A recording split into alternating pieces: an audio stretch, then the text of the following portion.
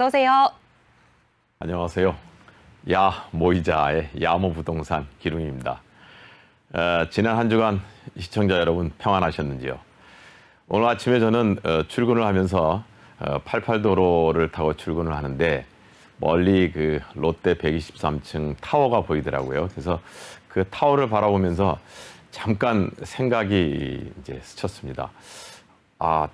타워가 굉장히 날씨도 우중충하고 비도 좀 보이는 것 같은데 그 타워가 굉장히 그 우뚝 멋진 기상, 자유로운 그 기상 이런 모습으로 서 있는 느낌이 들어서 나도 자유로운가 이런 생각을 하면서 출근을 했습니다. 여기서 이제 자유, 그래서 혼자 생각이 막 들었어요. 자유. 많은 사람들이 그 정처 없는 배를 타고 어느 나라론가 가는 난민들, 또 저희도 오래전에 전쟁을 겪었지만 그런 자유를 향한 그런 그 과정들, 자유가 어떤 의미가 있을까 이런 생각을 하면서 결국 자유로우려면 그 내가 하고 싶은 것을 할 수 있어야 자유로울 텐데 이런 생각을 하게 됐죠. 하고 싶은 것을 할 수 있으려면 예를 들어서 시간으로부터도 좀 자유로울 수 있어야 되고, 또 내가 어떤 공간을 가고 싶으면 그 공간도 가볼 수 있어야 되고, 또 먹고 싶은 게 있으면 좀 먹을 수도 있어야 되고, 이 모든 것들이 보니까 많은 사람들이 흔히 말하는 뭐니 해도 돈하고 연결되더라고요. 돈하고 연결되다 보니까 그럼 돈에 가장 돈을 버는 그 기술이 있는 사람들도 있지만 그런 돈을 잘 버는 기술이 일반 사람들에게는 그렇게 많지 않은 것 같아요. 그래서 가장 안정적인 돈을 모으고 또 증식하고 하는데 우리들이 찾는 게 아마도 은행이었지 않나 싶습니다. 그런데 조금 애석하게도 은행이 현재는 그런 돈을 모아주는 곳의 기능은 하는데 돈이 불어나는 증식하는 데의 기능은 과거하고는 좀 많이 달라지지 않았나 싶습니다. 이런 의미에서 과거 제가 1800년대에 그 부동산을 많이 소유하고 있던 로스차일드라든지 또 1900년대 또 2000년대 이렇게 쭉 금융 자본 또 부동산 자본들은 연결되어 있죠. 이런 사람들이 역시 결국 돈으로부터 상당히 자유롭고 그 자유라는 단어로부터 그 행복하고 이런 경우를 보면서 결국에는 안전한 보존과 그리고 그 증식되는 이런 것을 생각해 봤습니다. 아침에 출근하면서 88도로에서 롯데 타워를 바라보다가 굉장히 많이 이렇게 발전했습니다. 그래서 결국 저는 제가 하고 있는 부동산으로 돌아오게 됐어요. 근데 오늘 이 타이틀이 정부가 죄송합니다.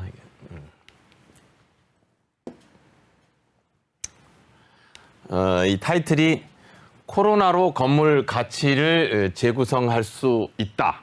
이런 제가 제목을 뽑아봤습니다. 그리고 코로나가 기회?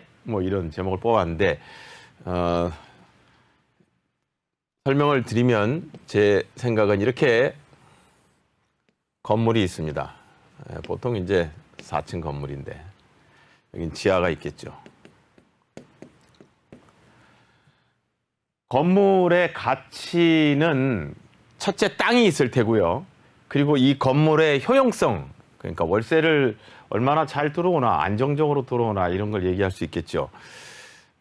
결국 이 건물의 가치가 땅과 월세이지만 이 건물을 평가하는데 가장 결정적인 역할을 하는 층이 있습니다. 층. 제가 이제 이게 1층입니다. 2층도 3층도 4층도 상가나 아니면 점포 아니면 사무실로 놔져 있을 수 있겠죠. 그런데 거의 모든 건물은 1층에 무엇이 들어있냐라고 손님들이 물어보게 됩니다.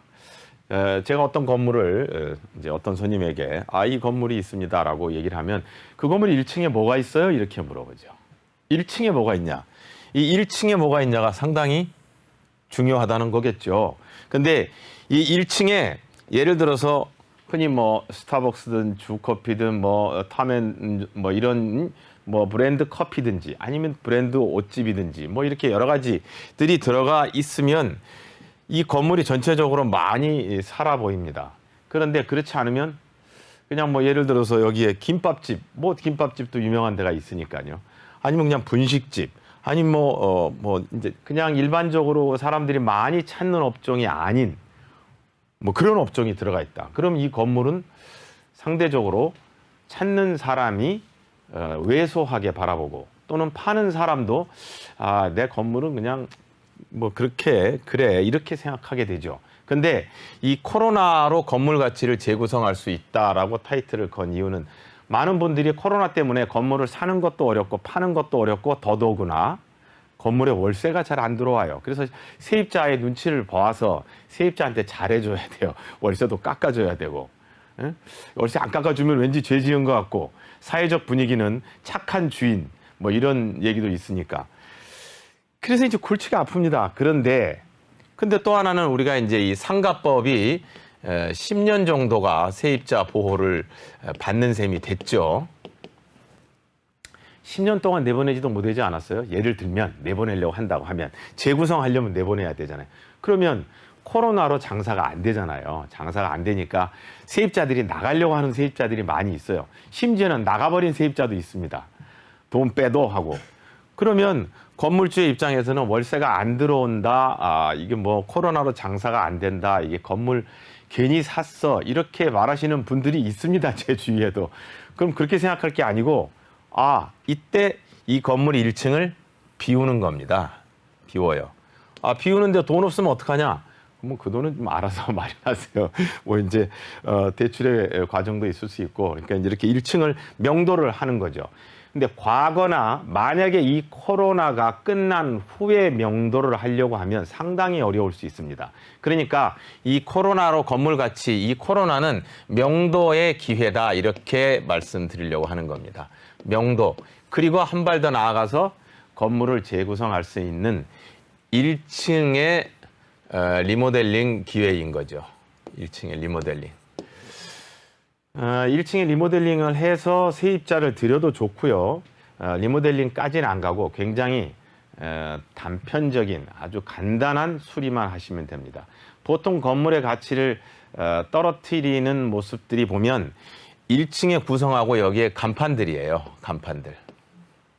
이렇게 간판들이 있는데 이 간판만 새로 개조를 해서 멋있게 달아놔도 건물이 상당히 말쑥해 보입니다. 또 그리고 1층은 전면 수리를 하는 게 아니고 명도를 한 다음에 제가 지금 건물주 중에서 손님들 중에서는 명도 때문에 1년 반, 거의 2년 동안 명도를 못 시키고 있는 그런 건물주들도 있습니다. 그런데 세입자가 장사가 안 돼서 나가려고 한다? 그러면 나가라고 하세요. 그렇게 해서 명도를 해놓고 이거를 실제로 내부를 장사를 하기 위해서 꾸미는 돈은 많이 들어가지만 그냥 간단한 수리를 한다 그러면 이 간판까지 해서 한 2천 정도면 됩니다. 2천만 원. 기준은 보통 한 40평 정도 보시면 되겠어요. 40평. 내부 평수. 뭐 4개일 수도 있고 점포가 3개일 수도 있죠. 이거는 건물주가 보셔도 그렇고 건물을 사시려고 하는 분도 보셔도 좋습니다. 왜냐하면 그런 건물도 팔기 힘들어하니까 안타까워하니까 깎을 수도 있잖아요. 예를 들어서. 그럼 이렇게 한 2천 정도를 들여서 1층과 간판을 수리를 해놓으세요. 그럼 건물의 가격이 제가 30%는 그래도 상승하지 않을까 이렇게 보입니다. 그래서 코로나 때문에 임대가 잘 안 나가고 월세가 잘 안 들어오고 하면 명도라는 것을 생각을 하셔서 이때는 명도가 좀 쉽거든요.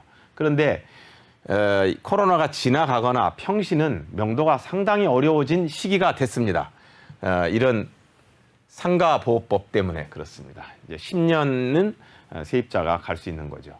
그러니까 지금이 코로나로 건물 가치를 재구성할 수 있다라고 보는 겁니다. 또 코로나가 기회일 수 있다라고 보는 겁니다. 이렇게 간단한 수리를 통해서 리노베이션을 통해서 2천 정도를 들여서 건물의 1층과 간판을 손을 대시라. 아니면 7까지 갈 수도 있습니다. 이렇게 정리를 해보겠습니다.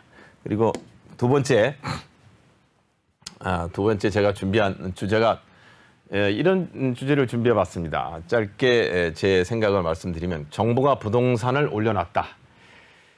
요즘에 한 1년 전, 2년 이 사이에 굉장히 많이 듣는 얘기, 심지어 제가 택시를 탔는데도 택시 기사님이 정부가 부동산을 올려놔가지고 못 살겠다 이런 얘기를 하는데 제가 그런 얘기를 들으면서 이 고민을 해봅니다. 이 정부가 왜 부동산 가격을 올려놔가지고 이렇게 사람들을 못 살겠구나 이런 생각을 해봤는데 제 개인적인 생각은 그렇지 않습니다. 정부는 국민을 잘 살게 하려고 다수의 국민을 이롭고 평화롭게 하기 위해서 하려고 하는데 부동산을 올려놓을 수 있겠어요? 아주 오래전 100년 전 100년 전후에 시장의 가격은 물건의 가격은 보이지 않는 손이 결정한다고 합니다. 수요와 공급이죠. 그런데 여기에 등장하는 것은 정부는 부동산 가격을 올려놓은 것이 아니다. 저는 이런 생각이고요.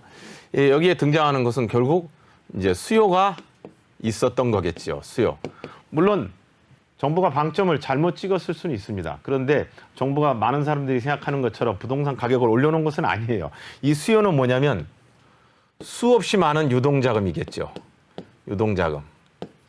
제가 이 얘기를 드리는 이유는 몇백 조나 되는 유동자금이 어디로 갈까 눈을 이렇게 부리고 쳐다보고 있습니다. 그런데 그때 들어갈 곳이 생긴 거예요. 아파트, 재건축, 신도시 이런 게 생긴 겁니다.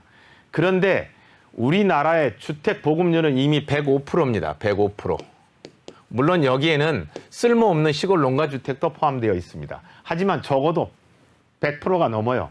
그러면 이 중에 서울은 51%가 집이 없습니다. 자가 보유가 아니에요. 조금 더 나아가 보자면 51%의 집이 없는 사람들은 집값이 오르든 말든 상관이 없지 않냐 이런 것은 아니고요. 사실은 집값이 많이 상승한 곳은 강남과 일부 지역들입니다. 전국적으로 집값이 다 상승한 거 아니고요. 반대로 얘기해서 내가 아파트 사놓으면 다 오르는 거 아니거든요. 그러니까 결국 그렇게 국한적인 부분이 있고 그런 상황에서 저희가 2008년에서부터 2010년 이 사이에 자 이제부터 제가 하고 싶은 얘기입니다. 이 사이에 건축비는 400만 원 정도 했습니다. 한 평을 지으려면 건축비가 한 400만 원 정도 했어요.